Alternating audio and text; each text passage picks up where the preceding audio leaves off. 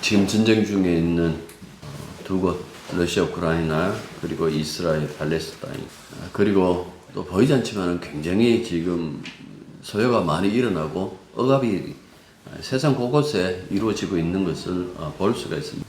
진짜 하나님께서 그곳에서 억압받는 모든 자들에게 이사야가 말씀하는 것, 그들이 그 올무에서 벗어나게 해주시고 그곳에 진정한 평화가 내려질 수 있도록 도와주시옵소서. 잠깐 기도하겠습니다. 자비로우신 하나님 아버지, 그 참된 사랑과 그 은혜가 이 세상 가득히 채워지기를 원합니다. 여전히 주님은 세상을 사랑하시고 또한 이곳에 주님의 평화를 허락하여 주셨지만은 그것을 믿지 않고 그것을 외면하고 살아가는 그 악한 자들의 그 모든 그 언행 속에서 아버지 하나님, 고통받고 있는 당신의 자녀들, 고통받고 있는 이 땅에 소외된 자들을 하나님께서 긍휼히 여겨주시고 그들을 붙잡아 주시기만 간절히 바라고 합니다. 주님의 사랑을 베풀어 주옵소서. 특별히 예수 믿는 자들이 그 사랑에 앞장서서 세상을 향해서 평화를 외치게 하여 주시고 세상의 전쟁을 향하여서 멈추라고 외치고 있는 그 용기를 허락하여 주시기만 간절히 바라고 합니다.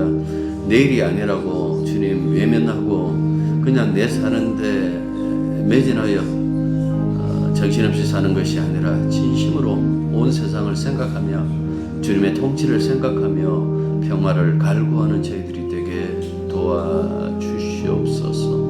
예수님 이름으로 기도드립니다. 아멘.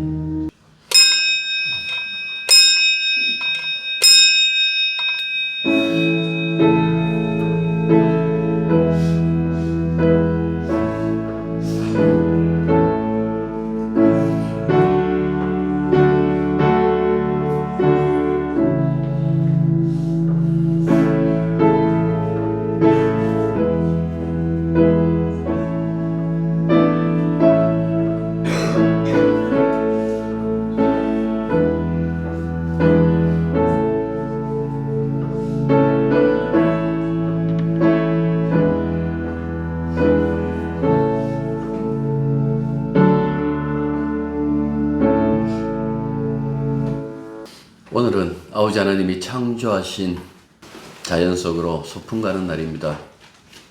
우리 인생 역시 이 세상이 집이 아니라 소풍 온 곳임을 알게 하여 주시옵소서.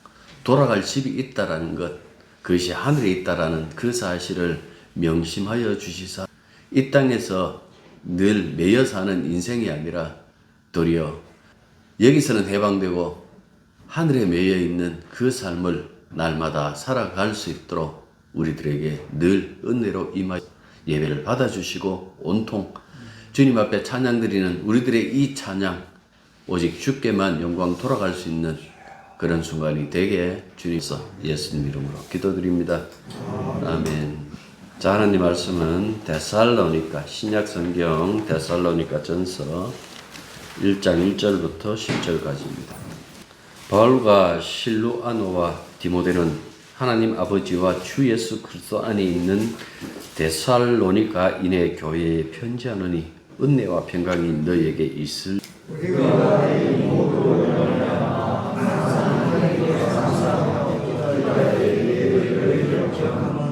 너희의 믿음의 역사와 사랑의 수고와 우리 주 예수 그리스도에 대한 소망의 인내를 우리 하나님 아버지 앞에서 끊임없이 기억함이니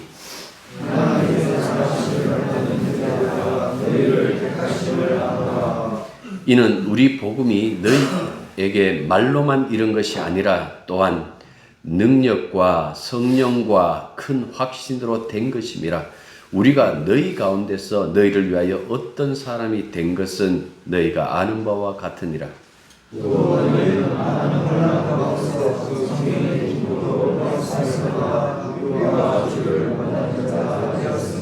그러므로 너희가 마게도냐와 아가야에 있는 모든 믿는 자의 본이 되었느니라.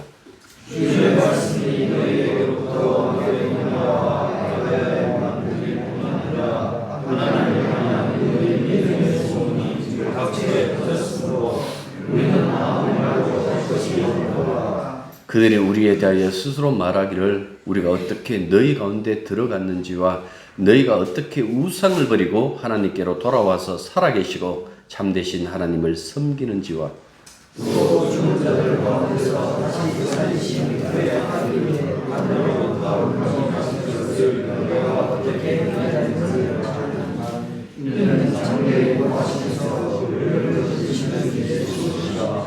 아멘.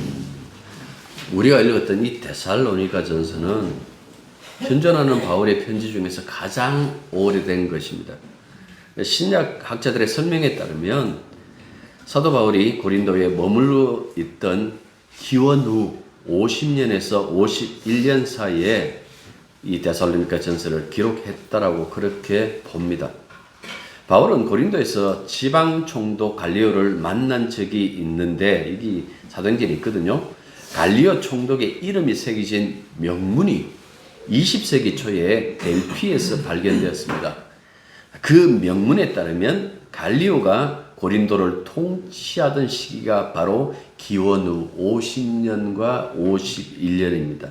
그래서 이때 데살로니가가 기록되었다는 것과 데살로니가 이 교회는 이 편지가 기록되기 1, 2년 전인 아마 기원 후 49년경에 세워졌다라고 이렇게 봅니다. 아무튼 바울은 그곳에 세워진 데살로니가 공동체에 이 교회에 이 편지를 지금 쓴 거예요. 우리가 읽었던 대로 바울은 단순히 인사와 덕담을 건네는 정도가 아니라 굉장히 감격스러운 자기의 그 마음을 담아서 이 편지를 쓰고 있음을 알 수가 있습니다. 이 편지에 나타난 바울의 어떤 이때의 심정이 어떤가라는 것, 다른 교회와 비교해보면 쉽게 알 수 있어요. 여러분들, 갈라디아서 굉장히 중요한 그 서신 중에 하나이기도 한데요. 이 갈라디아서와 비교하면 확연하게 드러나는 것이 있어요. 갈라디아서 1장 6절 보면 성질부터 팍팍 내시는 거예요. 1장 6절 그리스도의 은혜로 너희를 부르신 이를 이같이 속히 떠나 다른 복음을 따르는 것을 내가 이상하게 여기노라. 하나 더요. 갈라디아서 3장 1절 어리석도다 갈라디아 사람들아. 예수 그리스도께서 십자가에 못 박히신 것이 너희 눈앞에 밝히 보이거늘 누가 너희를 꾀했느냐.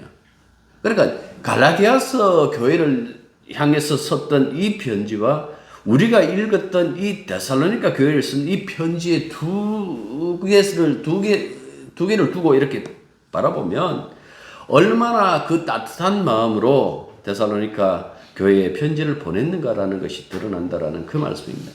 사도 바울이 그 소아시아와 유럽 이쪽에서 복음을 증가하면서 늘 근심한 것이 하나 있더라면 그것은 다른 것이 아니라 자신이 뿌린 복음의 그 기초, 복음의 씨앗이 헛것으로 돌아갈 수도 있다라는 어떤 그 절박감, 뭐 그런 절박감을 늘 가지고 있었는데 바울이 직접 가지는 못했지만 디모데를 통해서 들었던 이 데살로니가 교회의 소식은 정말 가뭄 끝에 맞이하는 그 단비처럼 그의 마음을 촉촉히 적셨다라는 것을 볼 수가 있는 거예요. 그래 그만큼 어떻게 보면 좋은 소식, 기대 이상의 좋은 소식을 가지고 왔다. 3장 6절에 보면 그 얘기를 해요. 그만큼 어떻게 보면 자신이 그렇게 기대하지도 못했던 아마 데살로니카에서 복음을 증가한 것은 채 한 달이 안 될 거예요. 한 3주 정도 이렇게 머무는 걸로 제가 지금 기억되는 것 같은데 아무튼 그렇게 짧게 복음을 증거했음에도 불구하고 교회가 정말 단단하게 섰다라는 그 사실에 대하여 바울은 행복해하고 있는 그 모습을 우리들에게 말씀해 주고 있는 거예요. 그래서 이 사도가 그 얘기를 합니다. 하나님 앞에서 당신들을 내가 잊지 않습니다. 당신들을 기억합니다. 기억할 때마다 늘 감사하는 마음으로 여러분들을 위하여 기도하고 있습니다. 어떻게 이렇게 사도의 마음을 움직였을까요? 3절 이하에 보면 그 부분을 설명하고 있습니다. 뭐라고 얘기를 합니까? 굉장히 중요해요. 믿음의 역사. 그 다음에요. 사랑의 수고. 그 다음에요. 주 예수 그리스도에 대한 소망으로 견딘 믿음, 소망, 사랑 나오죠? 거기에 인내까지 붙어서. 그 참으라는 소리가 신약 성경에 굉장히 많아요. 언제까지 참아야 됩니까? 주님 오실 때까지. 그 모든 것들이 이 교회에 나타났다라고 그렇게 얘기를 하고 있어요. 이것이 어떻게 이 데살로니가 교회에 나타났을까? 하나님의 사랑을 입은 결과다. 바울은 그렇게 얘기를 해요. 이들에게 나타난 이 모든 것들은 신앙의 열매잖아요. 우리가 보통 몸에서 나타나는 그 육신의 열매, 성령을 통해서 나타나는 그 성령의 열매가 그 질 자체가 다른데요. 오늘 사도가 봤던 이 데살로니가 교회에 나타난 이 열매들은 신앙의 열매고 성령의 열매다라는 그 말씀입니다. 그래서 4절 보시면 이렇게 얘기를 해요. 하나님의 사랑하심을 받은 형제들아. 하나님의 사랑하심을 받았다라고 그렇게 얘기를 해요. 이것보다 더 행복한 것은 없겠죠. 그 다음 뭐라고 얘기를 합니까? 너희들의 택하심을 아노라. 사도는 이들의 그 택하심을 어떻게 아는가 하니까 그들이 맺은 그 열매로 지금 너희들의 택하심을 아노라 하고 이렇게 해석하는 거예요. 그냥 사람들 그 마음 좋으라고 하나님이 당신들을 선택했습니다라고 얘기를 하는 것이 아니라 그들의 그 삶의 태도, 신앙의 그 태도, 다르지 않는 그 삶이 신앙이고 신앙의 삶인 어떤 그 태도 속에서 나타나는 그 열매, 올바른 그 열매를 보고 하나님이 당신들을 택하셨네요. 그렇게 사도가 얘기를 하고 있다라는 그 말씀입니다. 주님도 이 얘기를 하셨어요. 열매를 보고 그 나무를 안다라고 그렇게 말씀했어요. 그러니까 보십시오. 이 열매 맺는 것이 얼마나 중요한지. 그런데 뭐라고 얘기를 하는가 하니까 너희들 수고했다서 그 소리 안 해요. 이들이 사랑의 수고를 했지만은 전체적인 이 편지를 읽어보면 뭐라고 얘기를 하는가 하니까 하나님이 너를 택하셨네. 하나님께서 택하신 너희들에게 사랑을 베푸셨네. 그 사랑의 역사가 너희들 속에서 일어났네. 그러니까 이 사람들이 어떤 고난 속에 있어도 그 믿음의 본분을 지킬 수 있었던 것은 하나님께서 그들을 끊임없이 사랑하시고 붙들어 주신 그 결과였다라고 그렇게 얘기를 하고 있어요. 고대 교부들은요, 이 하나님과의 연합, 그리스도와의 연합을 보통 데오시스, 하나님과의 연합을 혹은 그리스도시스라고 이렇게 얘기를 해요. 하나님과 그러니까 연합했다, 뭐 화했다, 뭐 이렇게 얘기를 할 수 있는데, 그러니까 연합이라는 것이 굉장히 중요하게 그렇게 얘기를 해요. 우리가 늘 얘기하는 것처럼 예수님이 머리다, 우리가 몸이다라는 것은 연합되어져 있다라는 그 말씀입니다. 몸인 우리들의 뜻대로 마음대로 신앙생활을 할 수 없는 그 이유가 모든 지시가 머리로부터 내려오잖아요. 우리의 손짓, 우리의 몸짓, 우리가 부르는 찬양, 모든 것들이 이 뇌에서 그냥 몸에게 시키는 대로 몸이 움직이는 것처럼 역시 마찬가지라, 신앙도 역시 마찬가지라는 말이에요.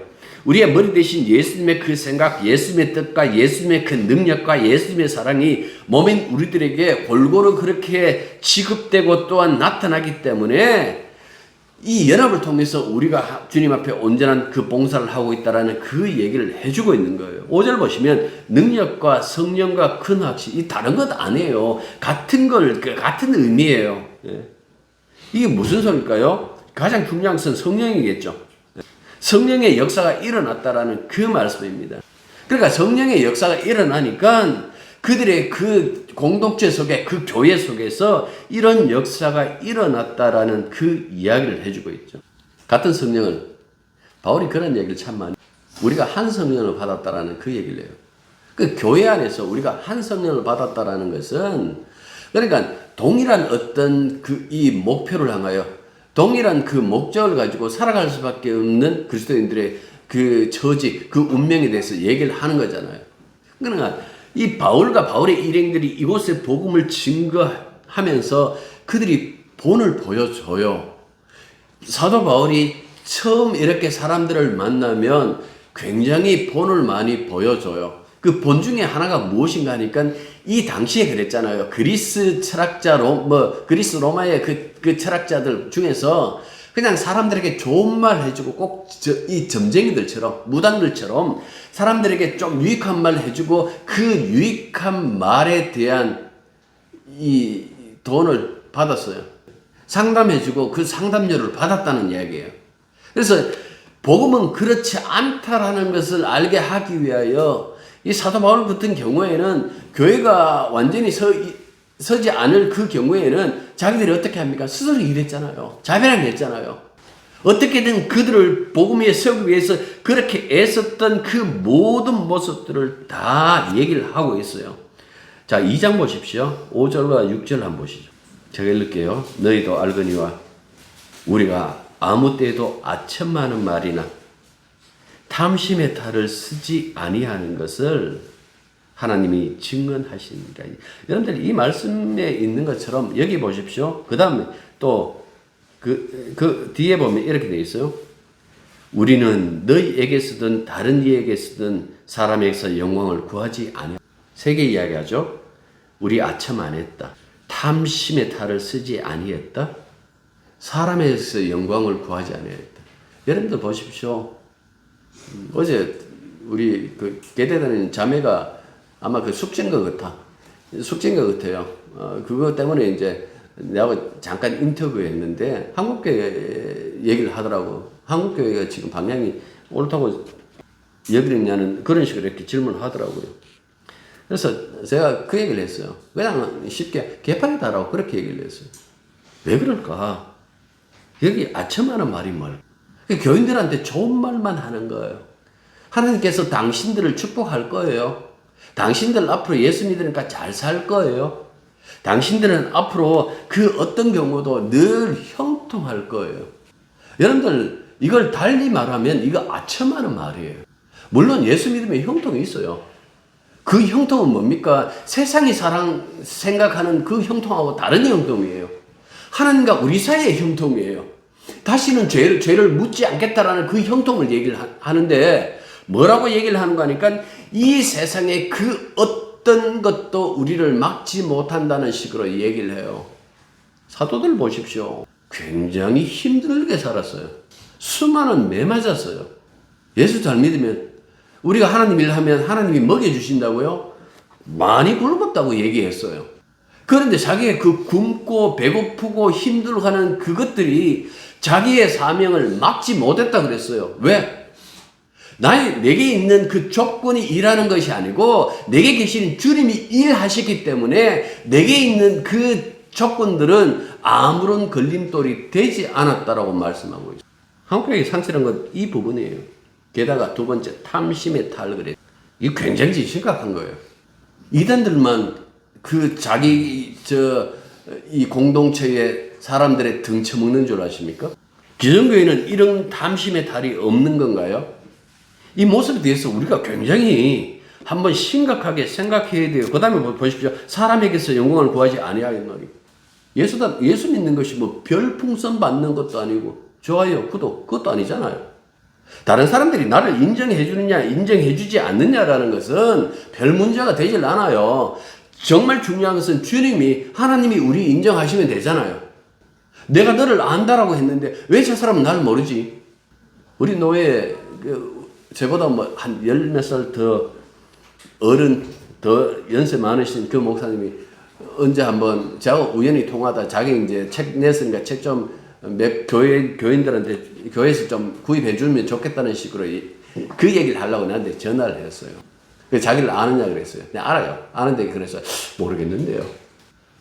그럼 막 화를 내는 거야. 왜 나를 모르냐고 우리 노예에서. 알아요. 그런데 왜 전화하는지 그 이유를 내가 미리 알았거든요. 그러니까 모르겠는데요. 그래요. 그러시구나 라고 이렇게 얘기를 했어요. 사람의 영광을 우리가 구해야 되는 건가요? 사람들로부터 인정을 받아야 되는 건가요? 교회는 섣불리 사회와 다툴 필요도 없지만은 이 세상 사람들이 인정해줘야 좋은 교회다. 그런 건 없어요. 세상 사람들은 어차피 자기들에게 유익하면 그냥 좋다고 얘기를 해요. 물론 교회가 세상을 유익하게 하는 것은 맞아요. 그러나 그 인간적인 유익을 위한 것이 아니라 복음을 증거하기 위한 거잖아요.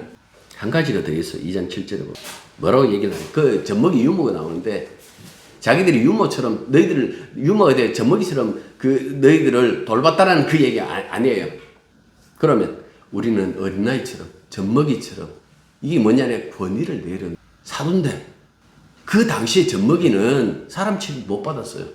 그런데 그렇게 자기를 내려놓았다고 그렇게 얘기를 해요. 이렇게 내려놓고 과연 복음이 증거될까? 구약부터 신약까지 늘 한결같이 하는 말이 하나 있어요. 말씀이 있으면 반드시 결과가 따른다.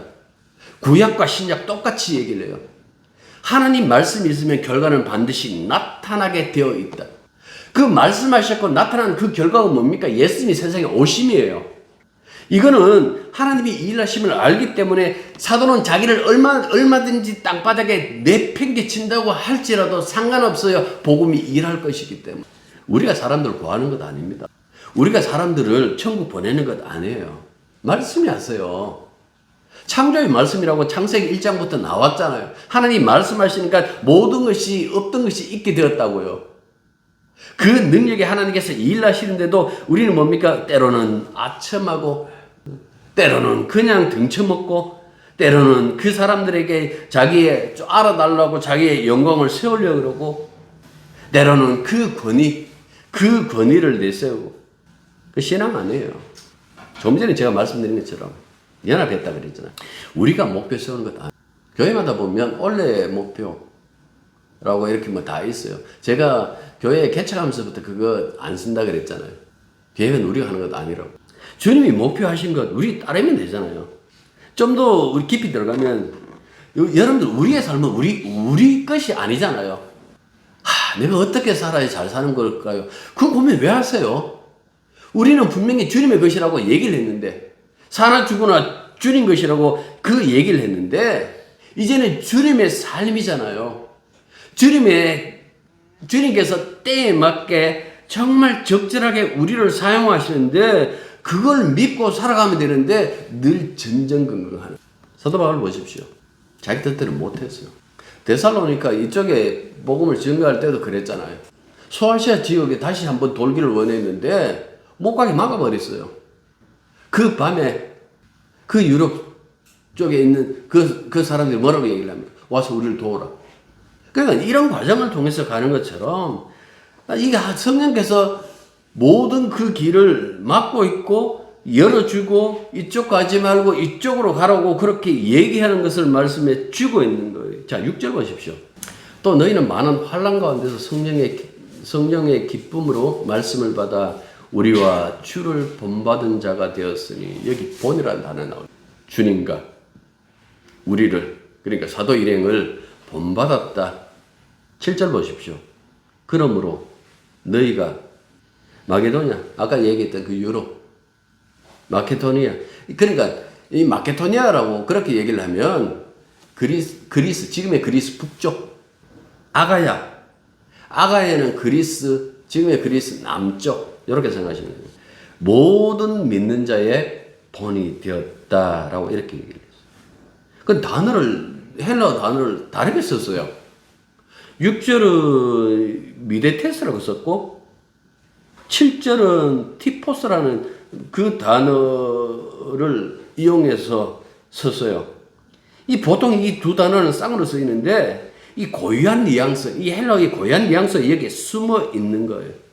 이 미메테스는 모방하는 자, 흉내내는 자라는 어떤 그런 의미가 담겨져 있고 티포스, 7절의 티포스는 재료를 주제에 찍어내는 것을 뜻해요. 쉽게 말하면 붕어빵 틀에는 붕어빵이 나와요.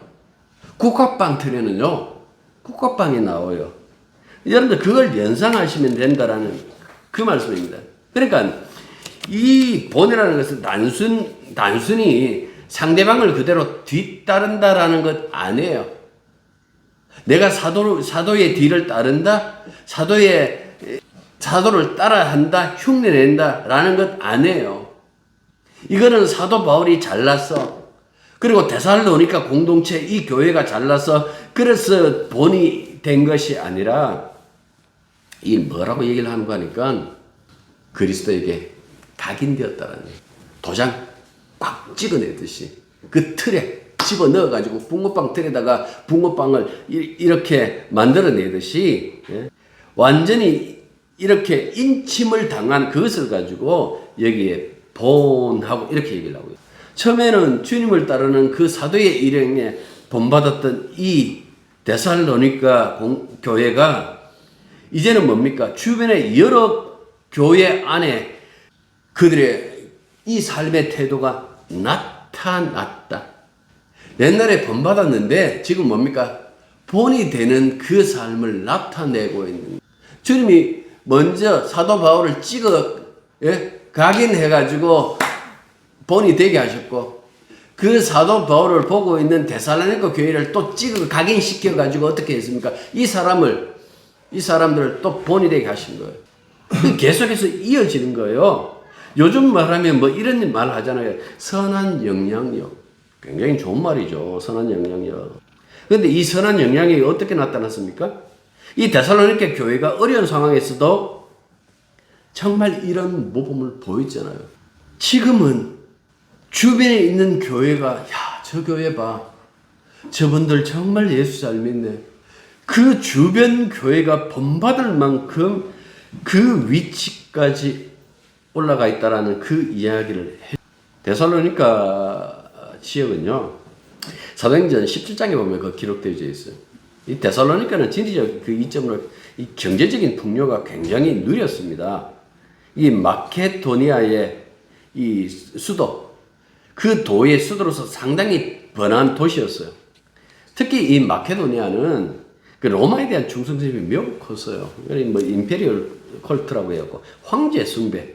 이 황제 숭배가 온 이 마케도니아 도를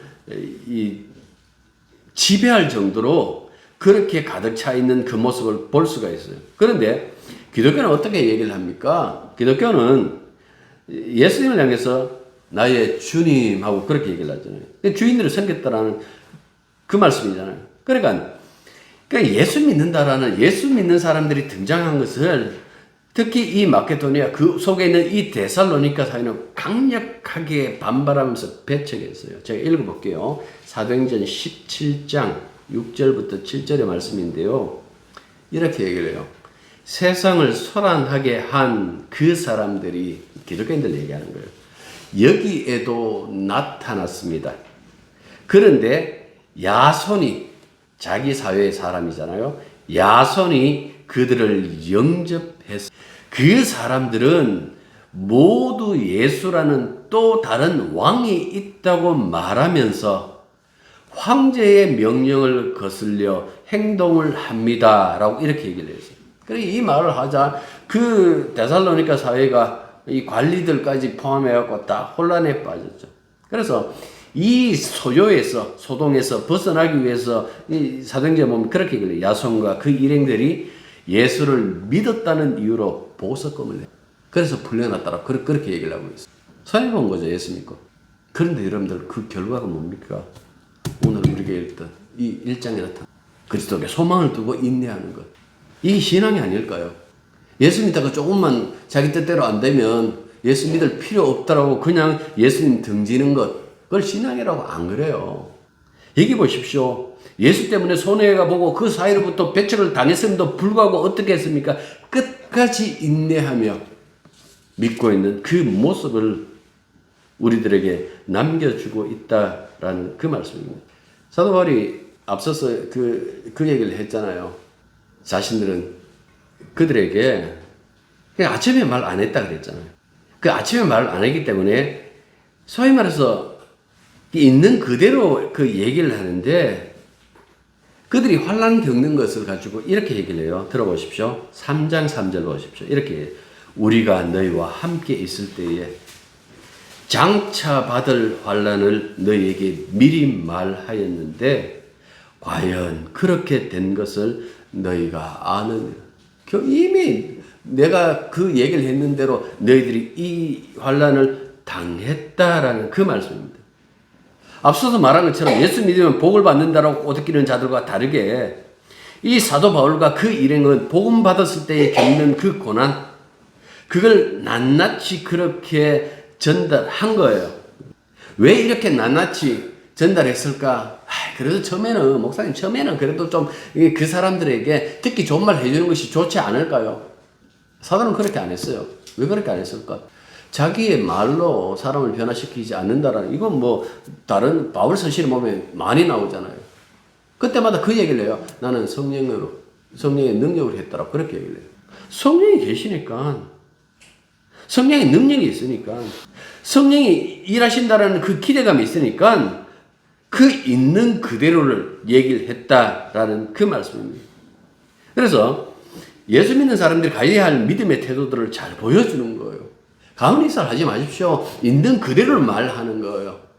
예수 믿으면 여러 가지 그 손해볼 것들을 얘기를 하고 힘들 것들 얘기를 하고 환난 당할 것을 얘기를 하는데 그럼에도 불구하고 이들이 도대체 그 예수 믿는다라는 것이 무엇이기에 포기하지 않았을까? 그 이야기를 10절에서 얘기를 해줘요. 10절 보십시오. 또 죽은 자들 가운데서 다시 살리신 그의 아들이 하늘로부터 강림하실 것을 너희가 어떻게 기다리는지 말하니 이는 장래의 노하심에서 우리를 건지시는 예수라. 장차 닥쳐올 노하심. 장차 닥칠 노하심은 최후의 심판을 얘기를 해요. 제가 그 얘기를 했죠. 죽은 인간도 살려가지고 예수님 말씀하셨잖아요. 사망의 부활, 생명의 부활이 있고 사망의 부활이 있다라고 그렇게 얘기를 하는 것처럼 끝까지 하나님께서는 심판하신다라는 그 얘기를 해요. 그래서 그 심판으로부터 우리를 건져주기 위하여 예수님께서 다시 오신다. 재림하신다. 그걸 믿고 기다리는 그 삶을 살았다라는 그 말씀입니다. 그 환난 속에서도 끝끝내 뭡니까? 주님 다시 오신다. 언젠지는 모르지만 주님 다시 오신다. 그때 심판의 자리에 있는 것이 아니라 우리가 바로 구원의 자리에 있다라는 그 사실 때문에 이들이 그 믿음으로 그 고난을 버티고 살아왔다라는 그 말씀입니다. 다시 10절 보십시오. 또 죽은 자들 가운데서 다시 살리신 그의 아들이 하늘로부터 강림하실 것을. 이 신앙의 교회의 신앙이 무엇인가라는 그 부분을 여기서 얘기를 해주고 있는 거예요. 그러니까 예수님의 죽음, 예수님의 십자가의 죽음, 예수님의 그 부활, 그 과거의 사건으로부터 끝나는 것이 아니라 지금 우리를 구원하는 능력이 되고 또 미래에 있을 재림과 함께 완성될 그 구원의 영광도 예수님의 십자가 죽음과 부활이 근거가 되어서 누린다는 그 사실을 말하고 있는 거예요. 우리가 믿는 예수님은 하나님이 죽은 자 가운데서 사흘 만에 다시 살리신 분이십니다. 이제는 하늘에 올라 하나님 우편에 앉아 계시는 분이시며 심판하러 다시 오실 분이십니다. 그리고 하나님의 진노에서 우리를 건져내실, 우리를 구원하실 분이다 라고 이렇게 얘기를 하고 있는 거예요. 그래서 그 환난 가운데서도 예수를 믿었다. 재림이라는 얘기를 하면 언제 오실지 모르는데 뭐. 혹은 다미성교회와 같은 그 부정적인 어떤 그 우리에게 그 영향을 준 그 사람들 때문에. 그런데 재림은 기독교 신앙의 진수 중에 하나예요. 주님 반드시 다시 오세요. 하늘로부터 오신다라는 이 이야기, 뭐 손오공처럼 구름 타고 오신다라는 그 얘기가 아니라 하늘로부터 오신다라는 것은 이 땅을 심판하신다라는 것을 분명히 말씀해 주고 있는 거예요. 심판이 없으면 구원 필요 없잖아요. 만인 구원할 것 같으면 심판이 왜 필요해요? 심판이 있다라는 것은 구원을 더욱더 빛나게 해준다라는 그 말씀입니다. 하나님은 반드시 심판하세요. 구원도 하나님의 속성이지만은 심판도 하나님의 속성이에요. 그래서 이걸 통해 가지고 반드시 심판하신다라는 그 말씀을 얘기를 해주고 있습니다. 내려온들 어떤 삶이 오를 것 같아요? 그냥 예수 믿는 것 하루하루 그냥 아무 일 없이 잘 산다 그 얘기하고 싶으세요? 아니면 주님이 인도하시는 대로 늘 그 고난의 길이다 할지라도 가고 싶으세요? 여러분들이 최종적인 신앙의 목표가 무엇인가요? 죽어서 천국 가는 천국 없어요. 죽어서 천국 못 가요. 주님과 함께 부활되어야 들어가요. 여러분들 우리 죽는다고 천국에 들어갈 수 있는 자격이 얻어지는 것이 아니라 부활의 몸, 그 영광을 입을 때 비로소 들어간다라는 그 말씀입니다. 그때까지 인내하는 것, 그때까지 어떻게 보면 이 땅에서 예수 믿는 그 삶을 포기하지 않는 것, 그게 성도의 삶이에요. 다시 한번 읽어드릴게요. 마지막으로 10절 보십시오. 또 죽은 자들 가운데서 다시 살리신 그의 아들이 하늘로부터 강림하실 것을 너희가 어떻게 기다리는지를 말하니 이는 장래의 노하심에서 우리를 건지시는 예수입니다. 다른 말로 하면 이들은 오직 주님 한 분 바라보고 끝까지 믿음의 생활을 했다라는 그 얘기입니다. 이런 어떤 자랑, 이런 이기심이 데살로니가 교회뿐만 아니라 우리 들국교회 성도들에게도 나타나길 원합니다. 기도하겠습니다. 신앙은 내 마음대로 내 뜻대로 되지 않는 것이 지극히 정상적인 것을 알게 해 주십시오. 신앙은 예수님 등쳐먹는 것이 아니라 주님의 그 사랑을 세상에 전달하고 이 세상에서 예수가 주 되심을 증거하기 위하여 살아가는 것임을 알게 해 주십시오. 이 과정 속에서 이 땅에서 여러 가지 환난을 당한다 할지라도 어차피 우리가 이 세상에서 천년만년 사는 것이 아니라 하늘에서 영원히 그 영광의 몸으로 살 것 같으면 그 하늘에 있는 그 미래를, 그 영광을 생각하면서 오늘의 그 모든 삶을 주와 함께하는 것을 행복으로 여길 수 있는 그 마음을 데살로니가에서 나타난 그 성령의 역사가 들국교회 교우들에게도 나타나길 원하며 진심으로 주님 한 분 바라보고 믿음으로 살아갈 수 있도록 우리를 붙잡아 주시옵소서. 예수님 이름으로 기도드립니다. 아멘. 이제는 우리 주 예수 그리스도의 은혜와 하나님 우리 아버지의 크고 놀라우신 사랑과 성령의 교통하심과 교자심이 진실로 하늘로부터 강림하실 예수 그리스도를 소망하며 끝까지 인내했던 데살로니가 교회처럼 늘 인내하며 주만 바라보기로 다짐하는 당신의 자녀들 위해 이제로부터 항상 함께 있기를 축원합니다.